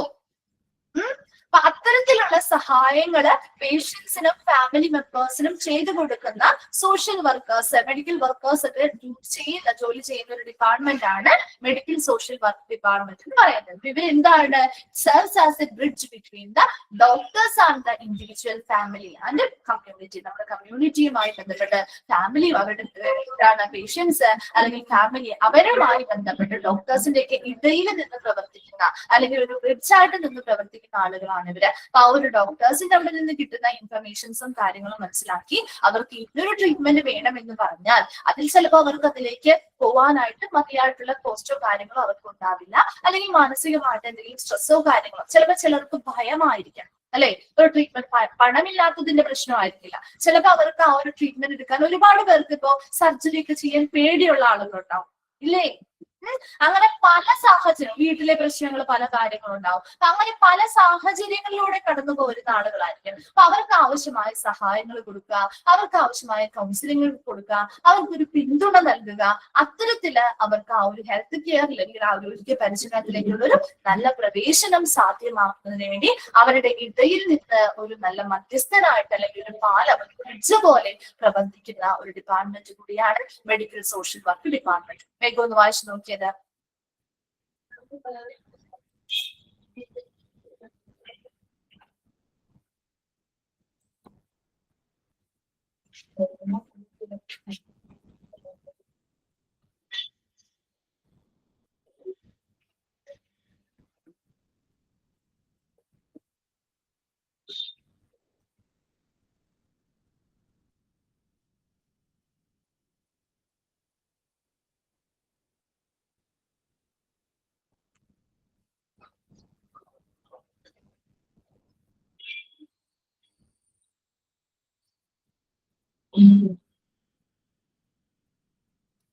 ഓക്കെ, ക്ലിയർ ആണല്ലോ?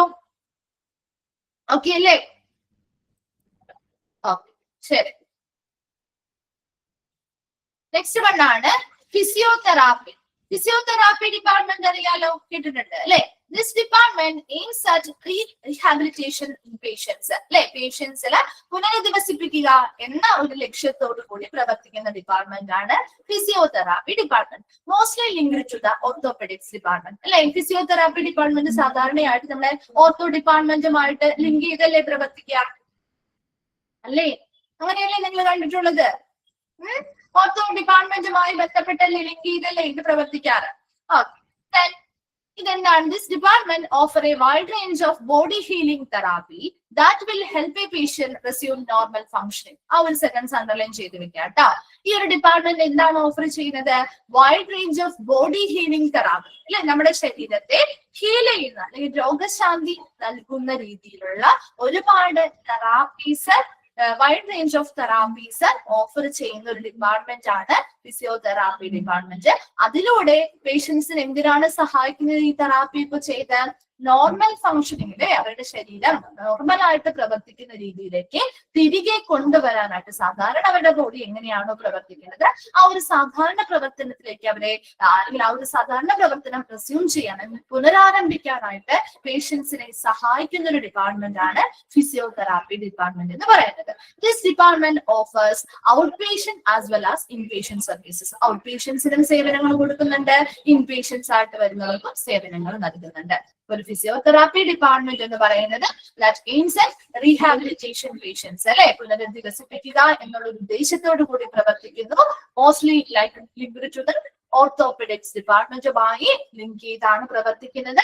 അതുപോലെ ഈ ഡിപ്പാർട്ട്മെന്റിൽ ഒരുപാട് wide variety of body healing therapies, അവരുടെ ശരീരത്തെ രോഗശാന്തി നൽകുന്ന രീതിയിലുള്ള തെറാപ്പികൾ നൽകുന്നുണ്ട്.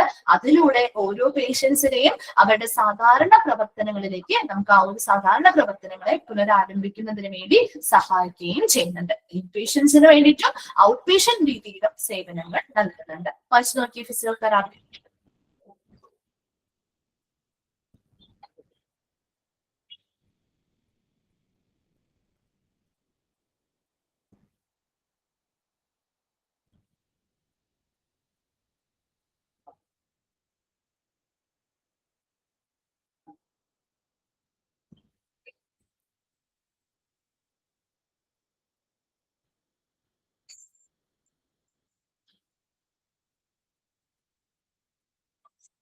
ഓക്കെ അല്ലേ? ഓക്കെ, ശരി. നെക്സ്റ്റ് വൺ ആണ് ഫാർമസി. ഫാർമസിയും നമ്മൾ പോയിട്ടുള്ളതാണ് അല്ലെ? Okay, every hospital must be equipped with a pharmacy which provides drugs for the entire hospital. എല്ലാ ഹോസ്പിറ്റൽസിലും ഫാർമസീസ് ഉണ്ട് അല്ലെ? എല്ലാ തരത്തിലുമുള്ള ഹോസ്പിറ്റലില് മുഴുവൻ ആവശ്യമായിട്ടുള്ള ഡ്രഗ്സ്, മരുന്നുകൾ പ്രൊവൈഡ് ചെയ്യുന്നതിന് വേണ്ടി സജ്ജമാക്കിയിട്ടുള്ള ഫാർമസീസ് എല്ലാ ഹോസ്പിറ്റലിലും ഉണ്ടായിരിക്കും. And it not only provides medication for patients, but also provides other drugs and instruments used by all the department in the hospital for patient care or surgery. നമുക്ക് പേഷ്യൻസിനുള്ള മരുന്നുകൾ മാത്രമല്ല അല്ലെ, ഒരു സർജറി ചെയ്യണമെങ്കിലോ പേഷ്യൻസിന് പരിചരണം കൊടുക്കണമെങ്കിലോ ആവശ്യമായിട്ടുള്ള എല്ലാ ഡിപ്പാർട്ട്മെന്റുകൾക്കും ആവശ്യമായ മരുന്നുകളും മറ്റ് ഉപകരണങ്ങളും ഇൻസ്ട്രുമെന്റ്സും ഏത് ഫാർമസി തന്നെയാ പ്രൊവൈഡ് ചെയ്യുന്നത് അല്ലെ? മറ്റ് പേഷ്യൻസിന് പരിചരണം കൊടുക്കുക, സർജറിയുമായി ബന്ധപ്പെട്ട ഒരുപാട് ഡ്രഗ്സ് ആവശ്യമായി വരും, അത്തരം കാര്യങ്ങള്, അതുമായി ബന്ധപ്പെട്ട മറ്റ് ഇൻസ്ട്രുമെന്റ്സ്, ഇതെല്ലാം നമ്മുടെ ഈ ഫാർമസി തന്നെയാണ് പ്രൊവൈഡ് ചെയ്യുന്നത്. പേഷ്യൻസിനുള്ള മരുന്നുകൾ മാത്രമല്ല, മെഡിസിൻസ് മാത്രമല്ല. Then run by a pharmacist. ഇപ്പൊ ഏതൊരു ഫാർമസിയും ഒരു രജിസ്റ്റേർഡ് ആയിട്ടുള്ള ഫാർമസിസ്റ്റിന്റെ കീഴിലാണ് പ്രവർത്തിക്കുന്നത് ഇല്ലേ? നിങ്ങൾ കണ്ടിട്ടുണ്ടോ ഏതെങ്കിലുമൊക്കെ ഹോസ്പിറ്റലിൽ ചെല്ലുമ്പോ ഈ ഫാർമസിസ്റ്റിന്റെ പേരുകള്, രജിസ്റ്റേർഡ് ആയിട്ടുള്ള ഫാർമസിസ്റ്റിന്റെ പേര് അവിടെ പ്രദർശിപ്പിച്ചിട്ടുണ്ടാവും, ശ്രദ്ധിച്ചിട്ടുണ്ടോ? ചില ഹോസ്പിറ്റലൊക്കെ ചെല്ലുമ്പോ ഫ്രണ്ടിൽ തന്നെ നമുക്ക് കാണാൻ പറ്റും, കണ്ടിട്ടുണ്ടോ? ഓക്കെ, അപ്പൊ അങ്ങനെ ഒരു രജിസ്റ്റേർഡ് ആയിട്ടുള്ള ഫാർമസിസ്റ്റിന്റെ കീഴിലാണ് നമുക്ക് അവിടെ ഫാർമസി പ്രവർത്തിക്കാൻ പറ്റുള്ളൂ. ഇനി run by a pharmacist, pharmacy provides the following services. ഫാർമസി നൽകുന്ന സർവീസുകളാണ് താഴെ പറയുന്നത്. Purchase, supply and distribution of medication and pharmaceuticals. മരുന്നുകളും മറ്റ് ഇൻസ്ട്രുമെന്റ്സ് മുതലായ കാര്യങ്ങളൊക്കെ കൃത്യമായിട്ട് എന്ത് ചെയ്യുന്നു, പർച്ചേസ് ചെയ്യുന്നു, അത് വിതരണം ചെയ്യുന്നു, അത് എന്ത് ചെയ്യുന്നു, സപ്ലൈ, അത് കൊണ്ടുവരുന്നു, അത് കൃത്യമായിട്ട് നമ്മൾ സ്റ്റോർ ചെയ്തും കാര്യങ്ങളും ഒക്കെ ചെയ്യുന്നുണ്ട്. രണ്ടാമത്തത് ഇൻപേഷ്യൻസിനും ഔട്ട് പേഷ്യൻസിനും നമ്മൾ മരുന്ന് വിതരണം ചെയ്യുന്നു. ഇല്ലേ, ഒരു ഇൻപേഷ്യന്റ് ആയിട്ട് പോയാലും ഔട്ട് പേഷ്യന്റ് ആയിട്ട് എന്ന നിലയിലാണെങ്കിലും നമുക്ക് മരുന്നുകൾ കിട്ടുന്നുണ്ട് അല്ലെ.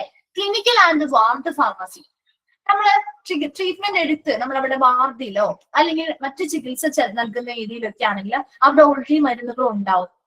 ശരിയല്ലേ? വാർഡിലൊക്കെ ആണെങ്കിൽ അവിടെ ഓൾറെഡി മരുന്നുകളുണ്ട് ഇല്ലേ. ഇപ്പൊ ഒരു ഓപ്പറേഷൻ തിയേറ്ററോ മറ്റേതെങ്കിലും ഡിപ്പാർട്ട്മെന്റുമായി ബന്ധപ്പെട്ടൊക്കെ അവർക്ക് ആവശ്യമായിട്ടുള്ള ഡ്രഗ്സ് അല്ലെങ്കിൽ മരുന്നുകൾ അവിടെ ഉണ്ട്. നമ്മുടെ ചെറിയ രീതിയിലുള്ള ഒരു ഫാർമസീസ് അതുമായി ബന്ധപ്പെട്ട് പ്രവർത്തിക്കുന്നുണ്ട്. അപ്പൊ അത്തരം ഫാർമസികളിലോട്ട് ആവശ്യമായ മരുന്നുകൾ കൊടുക്കുന്നുണ്ട്. അതുപോലെ തന്നെ doctors are usually given a set of procedure of medication by the pharmacy to use a guide. അപ്പോ ഡോക്ടേഴ്സ് എന്ത് ചെയ്യുന്ന വെച്ച് കഴിഞ്ഞാൽ ഒരു ഗൈഡ്, അതായത് ഒരു സെറ്റ് ഓഫ് പ്രൊസീജിയേഴ്സ്, കുറച്ച് ചികിത്സാ നടപടിക്രമങ്ങൾ ഈ പറയുന്ന ഫാർമസിക്ക് നൽകും. അത് എന്തിനു വേണ്ടി? ഫാർമസി ഒരു ഗൈഡായിട്ട്. അപ്പൊ അത് ഓരോ മരുന്നുകളെ കുറിച്ചും അതിന്റെ എന്തിനു വേണ്ടി യൂസ് ചെയ്യുന്നു, അത് എന്ത് ട്രീറ്റ്മെന്റിന് വേണ്ടിയാണ് യൂസ് ചെയ്യുന്നത്, അത് എത്ര ഡോസ് ആണ് നമുക്ക് ഓരോ അഡൾട്ടിന് എത്രയാണ്, ഇപ്പൊ ചിൽഡ്രൻസ് ആണെങ്കിൽ അവർക്ക് എത്രയാണ്, അങ്ങനെയുള്ള കാര്യങ്ങൾ കൃത്യമായിട്ടൊരു സെറ്റ് ഓഫ് പ്രൊസീജിയേഴ്സ് ഫാർമസിക്ക് നൽകുന്നുണ്ട്. അപ്പൊ അതിലൂടെ അതൊരു ഗൈഡായിട്ട് അവർക്ക് യൂസ് ചെയ്യാൻ പറ്റും. അപ്പൊ അവർക്ക് ഓരോ മരുന്നുകളും എങ്ങനെയാണ് നൽകേണ്ടത് ഇല്ലേ. ചില മരുന്നുകൾ പല രീതിയിലും നൽകുന്ന മരുന്ന്, ഇഞ്ചക്ഷൻ വഴി നൽകുന്നുണ്ട്, ഓറലി കഴിക്കുന്നവയുണ്ട് അല്ലെ. അപ്പൊ അങ്ങനെ പല രീതിയിൽ നൽകുന്ന മരുന്നുകളുണ്ട്, പല യൂസസിന് വേണ്ടി നൽകുന്ന മരുന്നുകളുണ്ട്, പല ഡോസുകളിൽ നൽകുന്ന മരുന്നുകളുണ്ട്. അപ്പൊ അത് ഓരോന്നിനും അല്ലെ. അപ്പൊ ആന്റി ഇൻഫ്ലമേറ്ററി ഡിസീസുകളും വേണ്ടിയിട്ടുള്ളത് ഏതൊക്കെയാണ്, ഓരോ ടൈപ്പ് ആയിട്ടുള്ള ഡിഫറൻഷിയേറ്റ് ചെയ്ത് നമുക്ക് പഠിക്കാനുണ്ട്. അപ്പൊ അത്തരം രീതി, അത് ഫാർമസി എന്ന് പറയുന്ന ഡിപ്പാർട്ട്മെന്റ് നിങ്ങൾക്ക് ഒരു ചാപ്റ്റർ ആയിട്ട് പഠിക്കാനുണ്ട് കേട്ടോ. അപ്പൊ അവിടെ ഡീറ്റെയിൽ ആയിട്ട് പഠിക്കും. അപ്പൊ അങ്ങനെ പല ഷെഡ്യൂളുകളായിട്ട് തിരിച്ച് നമുക്ക് മരുന്നുകൾ പഠിക്കാനുണ്ട്. അപ്പൊ അത്തരം മരുന്നുകളൊക്കെ ഏതൊക്കെയാണ്, അതിൽ ഏതൊക്കെയാണ് ഇമ്പോർട്ടന്റ് ആയിട്ടുള്ളത്, ഫ്രിഡ്ജുകളിൽ സൂക്ഷിക്കേണ്ട അല്ലെ, കൂൾ ആയിട്ടുള്ള പ്ലേസുകളിൽ സൂക്ഷിക്കേണ്ടവയുണ്ട്. അപ്പൊ അതെല്ലാം ഇവര് മനസ്സിലാക്കിയിരിക്കണം ഫാർമസിയിൽ ജോലി ചെയ്യുന്ന ഓരോ സ്റ്റാഫുകളും. അപ്പൊ അതിന് വേണ്ടിയിട്ട് ഡോക്ടേഴ്സ് ഒരു കൃത്യമായിട്ടുള്ള ഒരു സെറ്റ് ഓഫ് പ്രൊസീജിയേഴ്സ് ഫാർമസിക്ക് നൽകുന്നുണ്ട്. ആ ഫാർമസിക്ക് അപ്പൊ ആ ഒരു പ്രൊസീജിയേഴ്സ് ഒരു ഗൈഡായിട്ട്, ആ മരുന്നുകൾ വിതരണം ചെയ്യുന്നതുമായി ബന്ധപ്പെട്ട് ഒരു ഗൈഡായിട്ട് യൂസ് ചെയ്യാനായിട്ട് പറ്റും. അപ്പൊ ഫാർമസിയുമായി ബന്ധപ്പെട്ട് നമ്മൾ എന്തൊക്കെയാ പറഞ്ഞത്? ഫാർമസി എന്ന് പറഞ്ഞാല് ഒരു ഹോസ്പിറ്റൽ മുഴുവനായിട്ട് മരുന്നുകൾ കൊടുക്കുന്നതിന് വേണ്ടിയിട്ട് ആവശ്യമായിട്ട് മരുന്നുകൾ സജ്ജമാക്കിയിട്ടുള്ള ഒരു ഫാർമസീസ് എപ്പോഴും ഒരു ഹോസ്പിറ്റലിൽ ഉണ്ടായിരിക്കും. അതൊരിക്കലും പേഷ്യൻസിന് മാത്രം മരുന്നുകൾ കൊടുക്കാനല്ല, മറിച്ച് ആ ഹോസ്പിറ്റലിൽ സർജറി ചെയ്യുമ്പോൾ പേഷ്യൻസിനുള്ള പരിചരണം കൊടുക്കുന്നതുമായി ബന്ധപ്പെട്ട മരുന്നുകളായിക്കോട്ടെ, ഡ്രഗ്സ് ആയിക്കോട്ടെ, മറ്റ് ഇൻസ്ട്രുമെന്റ്സ് മുതലായവയൊക്കെ ഈ ഫാർമസിയിൽ നിന്ന് തന്നെയാണ് പ്രൊവൈഡ് ചെയ്യുന്നത്. അതുപോലെ ഒരു ഫാർമസി റൺ ചെയ്യുന്നത് ഒരു രജിസ്റ്റേർഡ് ആയിട്ടുള്ള ഫാർമസിസ്റ്റിന്റെ കീഴിലായിരിക്കും. അതുപോലെ ഫാർമസി നൽകുന്ന കുറച്ച് സർവീസുകളാണ് താഴെ പറയുന്നത്. എന്ത് ചെയ്യുന്നുണ്ട്? ആവശ്യമായ മരുന്നുകളും ഇൻസ്ട്രുമെന്റ്സും ഫാർമസ്യൂട്ടിക്കൽസും ഒക്കെ പർച്ചേസ് ചെയ്ത് സപ്ലൈ ചെയ്ത് ഡിസ്ട്രിബ്യൂഷൻ നടത്തുന്നു. അതുപോലെ ഇൻപേഷ്യൻസിനും ഔട്ട് പേഷ്യൻസിനും മരുന്നുകൾ വിതരണം ചെയ്യുന്നു. ദെൻ ക്ലിനിക്കൽ ആൻഡ് വാർഡ് ഫാർമസികൾ റൺ ചെയ്യുന്നുണ്ട്. അതുപോലെ ഡോക്ടേഴ്സ് എന്ത് ചെയ്യുന്നു? Usually given a set of procedures of medication by the pharmacy to use as a guide. ഒരു ഗൈഡ് ആയിട്ട് ഉപയോഗിക്കാൻ വേണ്ടി കുറച്ച് set of medication instructions procedures നൽകുകയും ചെയ്യുന്നുണ്ട്. വേഗം ഒന്ന് വായിച്ചു നോക്കാം ഫാർമസി.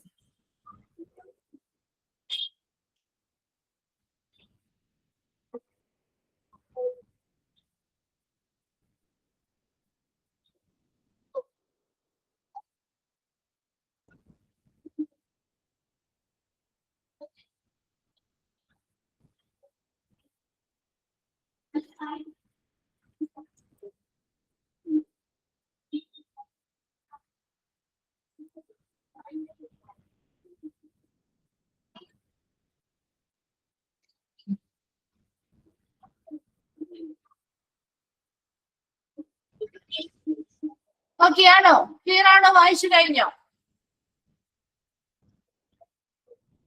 ഓക്കെ, ശരി. ഓക്കെ, നെക്സ്റ്റ് വൺ ആണ് മെഡിക്കൽ റെക്കോർഡ് ഡിപ്പാർട്ട്മെന്റ് അല്ലെങ്കിൽ MRD. MRDയുടെ എക്സ്പാൻഡ് ഫോം ചോദിക്കാറുണ്ട് കേട്ടോ.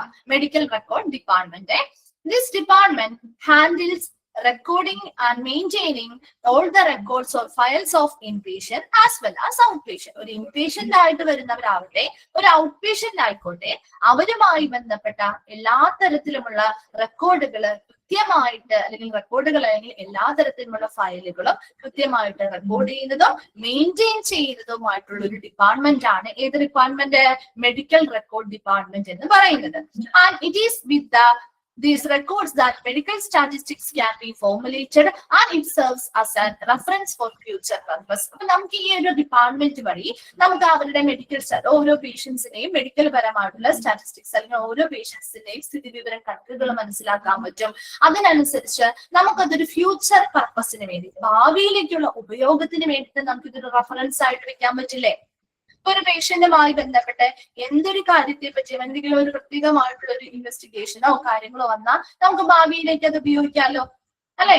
അതുപോലെ തന്നെ ഇപ്പൊ ഒരു പേഷ്യന്റ് കുറെ നാൾ കഴിഞ്ഞ് അല്ലെങ്കിൽ പിന്നീട് ഏതെങ്കിലും ഒരു പേഷ്യന്റ് ഒരു ട്രീറ്റ്മെന്റിന് വേണ്ടി വരുമ്പോ അവരുടെ ആ ഒരു മുൻകാലത്തെ ആ ഒരു മെഡിക്കൽ ഹിസ്റ്ററി എടുക്കാൻ നമുക്ക് ഇത് സഹായിക്കുന്നില്ലേ? ഉണ്ടോ?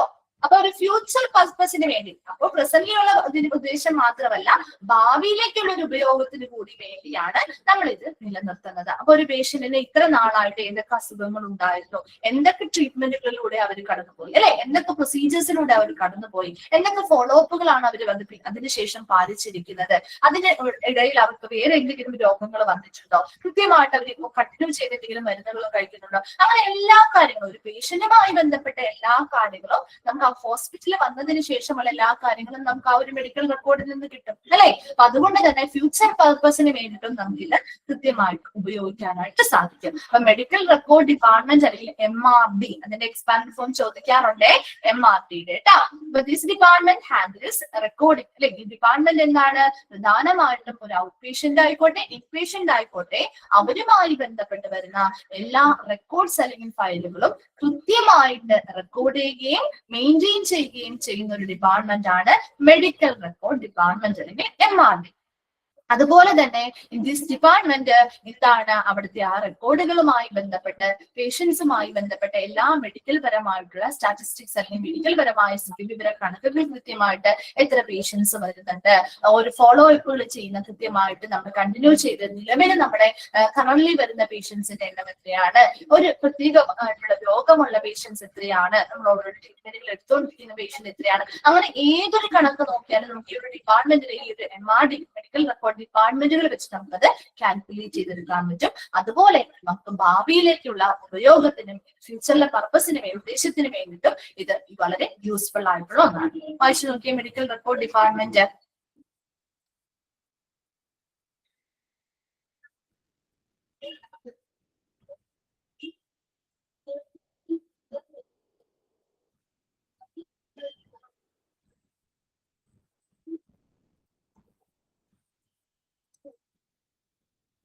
ഓക്കെ അല്ലേ? ഓക്കെ, നെക്സ്റ്റ് വൺ ആണ് medical maintenance and engineering department. Medical maintenance and engineering department എന്ന് പറഞ്ഞാൽ എന്താ ഉദ്ദേശിക്കുന്നത്?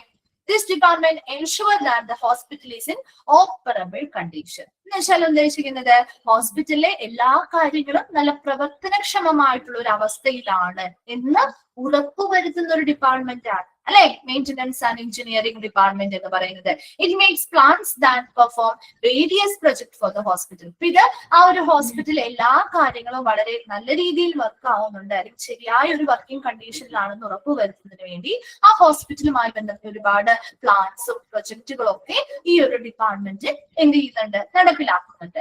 This department make sure that all electrical facilities are in perfect condition, performs repair and replacement work for air conditioning units, plumbing and steel works. അതുപോലെ തന്നെ ഈ department എന്ത് ഉറപ്പുവരുത്തുന്നുണ്ട്? ഹോസ്പിറ്റലിലെ എല്ലാ തരത്തിലുമുള്ള ഇലക്ട്രിക്കൽ സൗകര്യങ്ങളും ശരിയായ പെർഫെക്റ്റ് കണ്ടീഷനിലാണോ എന്ന് ഉറപ്പുവരുത്തുന്നുണ്ട്. ആവശ്യമാണെങ്കിൽ റിപ്പയർ ചെയ്ത് നൽകുന്നുണ്ട്. അതുപോലെ തന്നെ ഇപ്പൊ എയർ കണ്ടീഷനിങ് യൂണിറ്റുമായി ബന്ധപ്പെട്ടോ പ്ലംബിംഗ് യൂണിറ്റുമായി ബന്ധപ്പെട്ടോ സ്റ്റീൽ വർക്കുകളുമായി ബന്ധപ്പെട്ടോ ഒക്കെ എന്തെങ്കിലും കാര്യങ്ങൾ റിപ്പയർ ചെയ്തിട്ട് പറ്റുന്നില്ല, അത് റീപ്ലേസ് ചെയ്യണം, അല്ലെ? മാറ്റിവെക്കണമെങ്കിൽ അതിനുള്ള കാര്യങ്ങളും അതിനുള്ള വർക്കുകളും ഒക്കെ ഈ ഒരു ഡിപ്പാർട്ട്മെന്റ് ആണ് നേതൃത്വം നൽകി ചെയ്യുക. അപ്പൊ medical maintenance and engineering department എന്ന് പറയുന്നത് ഹോസ്പിറ്റല് ശരിയായ രീതിയിൽ ഈ ഒരു ഡിപ്പാർട്ട്മെന്റ്, അതായത് ഈ ഒരു ഹോസ്പിറ്റലിലെ എല്ലാ കാര്യങ്ങളും ശരിയായ രീതിയിൽ ഒരു ഓപ്പറബിൾ കണ്ടീഷനിലാണോ, പ്രവർത്തിക്കുന്ന ഒരു അവസ്ഥയിലാണോ എന്നുള്ളത് ഉറപ്പുവരുത്തുന്ന ഒരു ഡിപ്പാർട്ട്മെന്റ്, പ്രവർത്തനക്ഷമമായിട്ടുള്ള ഒരു അവസ്ഥയിലാണോ എന്ന് ഉറപ്പുവരുത്തുന്ന ഒരു ഡിപ്പാർട്ട്മെന്റ് ആണ് medical maintenance and engineering department. അപ്പൊ അതിനുവേണ്ടി ഒരുപാട് പ്രൊജക്റ്റും പ്ലാനും ഒക്കെ ഇവർ തയ്യാറാക്കുകയും ചെയ്യുകയും നടപ്പിലാക്കുകയും ചെയ്യുന്നുണ്ട്.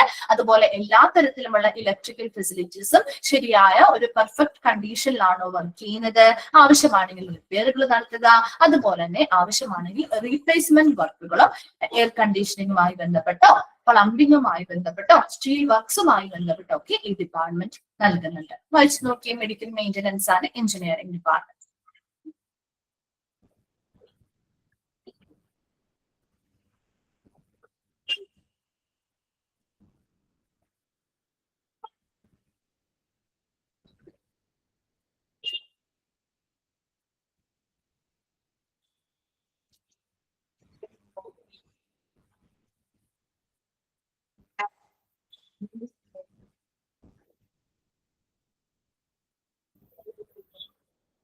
Okay.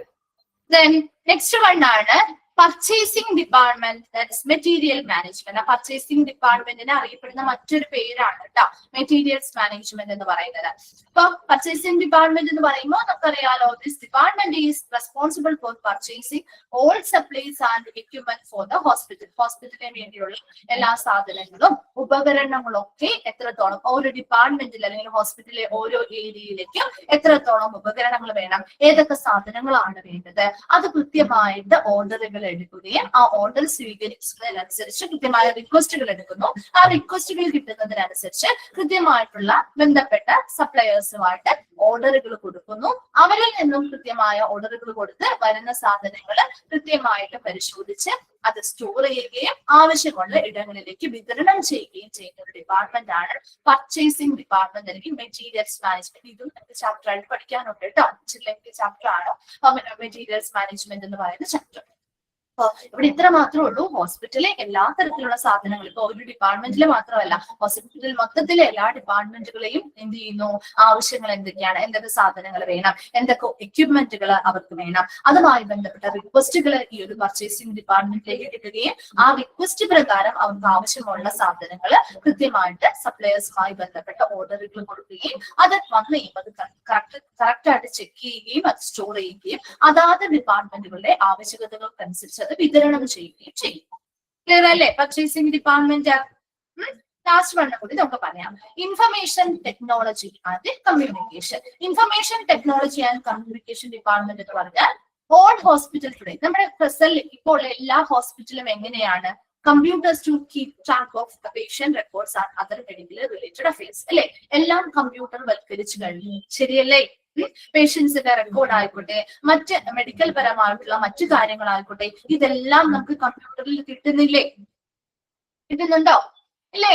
കമ്പ്യൂട്ടറൈസ്ഡ് ആയി എല്ലാം അല്ലെ. അപ്പൊ അതിനുവേണ്ടി സഹായിക്കുന്ന ഒരു ഡിപ്പാർട്ട്മെന്റ് ആണ് കേട്ടോ ഈ പറയുന്ന information technology and communication department എന്ന് പറയുന്നത്. Therefore, this department provide technical support as and when needed and keep the system updated and provide support when system fails. അതുപോലെ തന്നെ ഇവിടെ നമുക്ക് അങ്ങനെ കമ്പ്യൂട്ടർ വൽക്കരിക്കണമെങ്കിൽ അതിലേക്ക് കമ്പ്യൂട്ടറിലേക്ക് ഡേറ്റാസ് കയറ്റാൻ വേണ്ടിയിട്ടുള്ള സഹായങ്ങൾ വേണം. ഇനി അതുമായി ബന്ധപ്പെട്ട് ഇപ്പൊ എന്തെങ്കിലും ആവശ്യങ്ങൾ വന്നാൽ സിസ്റ്റംസ് അപ് ടു ഡേറ്റ് ആയിട്ട് നിലനിർത്തണം. ഇനി സിസ്റ്റംസ് എന്തെങ്കിലും വർക്ക് ചെയ്യുന്നതിൽ ഫെയിലിയർ വന്നാൽ അതിനുള്ള ടെക്നിക്കൽ സപ്പോർട്ട് ഒക്കെ ഈ ഒരു ഡിപ്പാർട്ട്മെന്റ് തന്നെയാണ് പ്രൊവൈഡ് ചെയ്യുന്നത്. They also aim to provide effective online services for patients and help to keep the entire hospital informed of certain events that take place within the hospital. അതായത് ഇപ്പൊ കുറെ കാര്യങ്ങൾ online ആയി അല്ലേ, ഹോസ്പിറ്റലുമായി ഒരുപാട് കാര്യങ്ങൾ ഓൺലൈൻ ആയില്ലേ. ഓൺലൈനായി ഓൺലൈൻ ബുക്കിംഗ് ചെയ്യാം, ഫീഡ്ബാക്കുകൾ കാര്യങ്ങൾ നമുക്ക് ഓൺലൈനിലൂടെ കൊടുക്കാം. അതുപോലെ തന്നെ ഫോളോ അപ്പുകൾ കാര്യങ്ങളുമായി ബന്ധപ്പെട്ട റിമൈൻഡേഴ്സ് കാര്യങ്ങൾക്ക് നമുക്ക് ഇമെയിലിലൂടെയോ അല്ലെങ്കിൽ മെസ്സേജുകളായിട്ട് ഓൺലൈനായിട്ട് വരാറില്ലേ? വരാറുണ്ട് അല്ലെ. അതുപോലെ ഇപ്പൊ ഹോസ്പിറ്റലുമായി ബന്ധപ്പെട്ട എന്തെങ്കിലും സർട്ടൻ ഇവന്റ്സോ എന്തെങ്കിലും കാര്യങ്ങളൊക്കെ നടത്തുകയാണെങ്കിൽ അതൊക്കെ പബ്ലിക്കിനെ നമുക്ക് ഇൻഫോം ചെയ്യണമെങ്കിൽ ഇപ്പൊ അവരുടെ വെബ്സൈറ്റുകളോ അല്ലെങ്കിൽ അവരുടെ വെബ് പേജുകളിലൂടെയോ ഒക്കെ കയറി നമുക്ക് അറിയാൻ പറ്റുമല്ലോ. സോഷ്യൽ മീഡിയാസ് ഒക്കെ യൂസ് ചെയ്യുന്ന വഴിയാണ് അല്ലെ അറിയുന്നത്. അപ്പൊ അത്തരം കാര്യങ്ങൾ അങ്ങനെയുള്ള ഓൺലൈൻ സർവീസുകളെല്ലാം എഫക്റ്റീവ് ആയത് ഈ ഒരു ഡിപ്പാർട്ട്മെന്റിന്റെ സഹായത്തോടു കൂടിയാണ്. അപ്പൊ ഈ ഒരു ഡിപ്പാർട്ട്മെന്റ് എന്ന് പറയുന്നത് നമ്മുടെ ഹോസ്പിറ്റലിലെ എല്ലാ തരത്തിലുള്ള മെഡിക്കൽ റെക്കോർഡ്സ് ആയിക്കോട്ടെ, മറ്റ് മെഡിക്കൽ റിലേറ്റഡ് ആയിട്ടുള്ള മറ്റു കാര്യങ്ങളായിക്കോട്ടെ എല്ലാം കമ്പ്യൂട്ടറൈസ്ഡ് ആയ ഈ കമ്പ്യൂട്ടറുമായി ബന്ധപ്പെട്ട് ചെയ്യാൻ സഹായിക്കുന്ന ഒരു ഡിപ്പാർട്ട്മെന്റ് ആണ്. അപ്പൊ കമ്പ്യൂട്ടർ അപ് ടു ഡേറ്റ് ആയിട്ട് സിസ്റ്റം നിലനിർത്താനും അതുപോലെ തന്നെ എന്തെങ്കിലും ഫെയിലിയർ വന്നാൽ അതിനുള്ള ടെക്നിക്കൽ സപ്പോർട്ട് ഒക്കെ കൊടുക്കുന്ന ഒരു ഡിപ്പാർട്ട്മെന്റ് കൂടിയാണ് IT ആൻഡ് കമ്മ്യൂണിക്കേഷൻ ഡിപ്പാർട്ട്മെന്റ്. അതുപോലെ തന്നെ എന്താണ് ഒരു ഹോസ്പിറ്റലുമായി ബന്ധപ്പെട്ട ഓൺലൈൻ സർവീസുകൾ എഫക്റ്റീവ് ആയിട്ട് കൊണ്ടു നടത്താനും ആ ഹോസ്പിറ്റലിൽ ഉണ്ടാകുന്ന പ്രത്യേക ഇവന്റ് കാര്യങ്ങൾ കൃത്യമായി ഇൻഫർമേഷൻസ് പബ്ലിക്കിലേക്ക് കൊടുക്കാനും ഒക്കെ വേണ്ടിയിട്ട് സഹായിക്കുന്ന ഒരു ഡിപ്പാർട്ട്മെന്റ് കൂടിയാണ് information technology and communication department. വേഗം പർച്ചേസിംഗ് ഡിപ്പാർട്ട്മെന്റും അതുപോലെ ഇൻഫർമേഷൻ ടെക്നോളജി ആൻഡ് കമ്മ്യൂണിക്കേഷൻ ഒന്ന് വായിച്ചു നോക്കി.